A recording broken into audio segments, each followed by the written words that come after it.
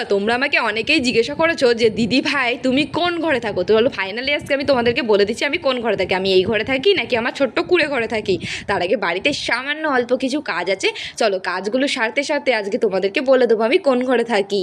তো সকালবেলা ঘুম থেকে উঠে আমি ব্রাশ করে জামা কাপড় ছেড়ে সকালবেলা গোপাসনাকে সেবা দিয়ে তারপরে কিন্তু চলে এসেছি আমার ছোট্ট কুড়ে ঘরে। তো ছোট্ট কুড়ে ঘরটা আগে কিন্তু পরিষ্কার করে থুয়ে গেছিলাম মুছে মুছে, তার কারণ সকাল 10টার মধ্যে মায়ের খাবার আমাকে দোকানে পাঠাতে হয়। তো ঠাম্মার জন্য রুটি রান্না করেছিলাম, সেটা রুটিটা ঠাম্মা খেয়ে নিয়েছে। ঠাম্মাকে 2-3 ওষুধ ছিল ঠাম্মার সকালে, সেই ওষুধগুলো ঠাম্মাকে দিয়ে দিয়েছি। মায়ের খাবারটা কিন্তু আমি পাঠিয়ে দিয়েছি। চলো রান্না কিন্তু আমার কমপ্লিট হয়ে গেছে, তোমাদেরকে একবার বলি কী কী রান্না করলাম। তো এখানে সাদা ভাত রয়েছে, কুমড়ো আলু ভাজা করেছি, আর ডিমের ঝোল, আর শেষ পাতে রয়েছে একটু চাটনি। বলতে বলতে আমার কিন্তু খিদে পেয়ে গেছে, তাই একটা থালায় আমি অল্প করে সাদা ভাত আর একটু ডিমের ঝোল আমি নিয়ে নিয়েছি।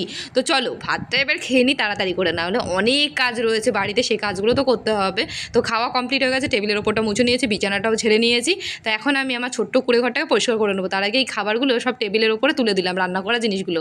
তো এই রান্নার জায়গাটা একটু পরিষ্কার করে নিয়ে এবারে নুনের কৌটো টোটোগুলো সরিয়ে একটু বাসনগুলো রেখে আসলাম কলে। তো এখন দেখো এই বাসনগুলোতে প্রচুর ধুলো হয়ে গেছিলো, বাসনগুলো ঢেকে দিয়ে এখন আমি বাসগুলোকে মুছে নিচ্ছিলাম। তো বাসগুলো কিন্তু মুছে নিয়ে আমি আমার ঘরটাকে সুন্দর করে সার্ফের জল দিয়ে মুছে নিয়েছিলাম। ঘরটা পুরো তেল তেল হয়ে গেছিলো, ডিম টিম রান্না করেছি, ছিটকে মিটকে পড়েছে। তো ঘরটা মুছে নিয়েছি, তো বাইরেটাও আমি মুছে নিয়েছি। তো এখন এই টিনগুলোকে একটু মুছে নিতে হবে সামনে, না হলে এই টিনগুলো একদম জম পড়ে যাবে। তো শুকনো ন্যাকড়া দিয়ে আমি কিন্তু এই টিনটাকে মুছে নিচ্ছিলাম, কারণ বৃষ্টি হলে সব ছিটকে ছিটকে এই কাদাগুলো টিনের মধ্যে যাচ্ছে, একদম নষ্ট হয়ে যাবে আমার ছোট্ট কুড়ে ঘরের টিনগুলো। দেখো আমার ঘরটা কতটা সুন্দর লাগছে দূরের থেকে দেখতে।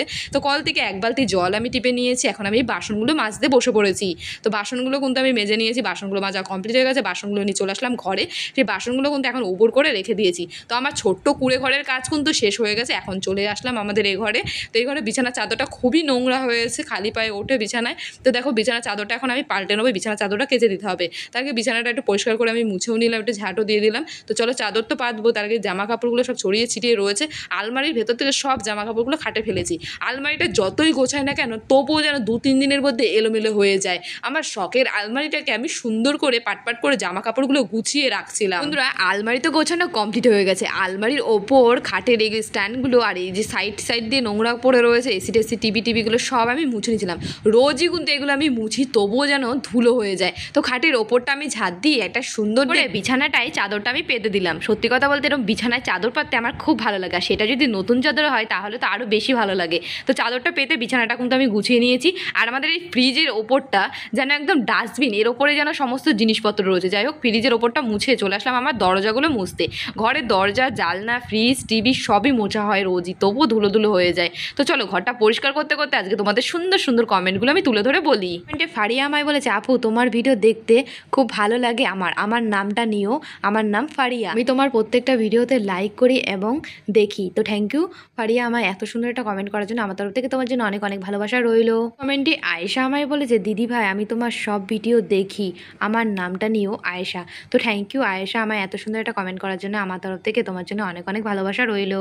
কমেন্টে নার্গিস বোন আমায় বলেছে, দিদি ভাই আমিও তোমায় কতবার কমেন্ট করেছি, তুমি আমার নামটা নাও না, আমার নামটা নিও দিদি ভাই, আমার নাম নার্গিস। তো থ্যাংক ইউ নার্গিস আমায় এত সুন্দর একটা কমেন্ট করার জন্য, আমার তরফ থেকে তোমার জন্য অনেক অনেক ভালোবাসা রইলো। কাজ করতে করতে দেখি একটা হনুমান ছাদের উপরে বসেছিল, ওকে একটা আপেল দিয়ে ডাক দিতে চলে এসে, তো আপেলটা দিয়ে ছাদে নিয়ে চলে গেছে হনুমানটা।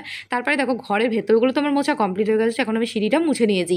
তারপর কল থেকে হাত পা মুখটা ধুয়ে ঠাকুরের বালতি করে জল নিয়ে এসে তুলসী মন্দিরটা ধুয়ে দিলাম। তারপরে ঠাকুরের বাসনগুলো মাজতে বসে পড়েছি, ঠাকুরের বাসনগুলো খুব ভালো করে তেঁতুল দিয়ে মেজে ঘষে ঠাকুরের বাসনগুলো রেখে আসলাম ঘরে। তো 2-1টা জামা কাপড় ছিল আমার কাচার, সেই জামা কাপড়গুলো বের করে নিয়ে আসলাম। তো জামা কাপড় কিন্তু আমাকে রোজই কাচতে হয়, তার কারণ আমাদের যেহেতু সবজির দোকান, মা আলু ঠালুর দোকানে বিক্রি করে, সব ঢালতে ঢালতে হয়। তো রোজই কিন্তু মা শাড়িগুলো ধুলো ধুলো হয়ে যায়, তাই সার্ফের জল দিয়ে যদি না ধুয়ে দিই ভালো করে, তাহলে কিন্তু শাড়িগুলো সেই নোংরাই হয়ে থাকে। তো শাড়িগুলো কিন্তু খুব ভালো করে আমি ধুয়ে এখন মেলে দিয়েছি। তো কাঁচা ধোয়া কমপ্লিট হয়ে গেছে, মেলেও দিয়েছি। এখন আমি কলতলাটা পরিষ্কার করতে বসেছি। কলতলায় কত ঘাস হয়ে গেছে, কি বাজে লাগছে দেখতে, পরিষ্কার পরে কতটা সুন্দর লাগছে দেখো। তো এখানটা কিন্তু পরিষ্কার করে নিয়েছি। আমার ভাত টাত খাওয়ার পরে একটু ব্রাশ না করলে ভালো লাগে না, তাই স্নান করার আগে একবার করে আবারও ব্রাশ করে নিই। তো এখন ব্রাশ করে নেবো, তারপর কিন্তু আমি স্নান করে নেবো। স্নান কমপ্লিট হয়ে গেছে। স্নান করার পর জামা কাপড়গুলো কিন্তু আমি দড়িতে মেলে দিয়েছি। এখন আমি ঘরে গিয়ে গোপাল সোনাকে কিন্তু সেবা দেবো। আমি কিন্তু বড় ভিডিওতেও নাম নিই, তোমাদের সুন্দর সুন্দর নামগুলো আমাকে তাড়াতাড়ি কমেন্ট করে বলো। তো নেক্সট বড় ভিডিওতে কিন্তু তোমাদের নামগুলো আমি তুলে ধরে বলবো। বন্ধুরা বেশিরভাগ সময়টা কিন্তু আমি আমার ছোট্ট কুড়ে ঘরেই থাকি, 2 ঘরেই আমি থাকি। তো বন্ধুরা আজকের মতো এইটুকুনি, তোমাদের সঙ্গে দেখা হচ্ছে পরের ভিডিওতে। আজকের মতো টাটা।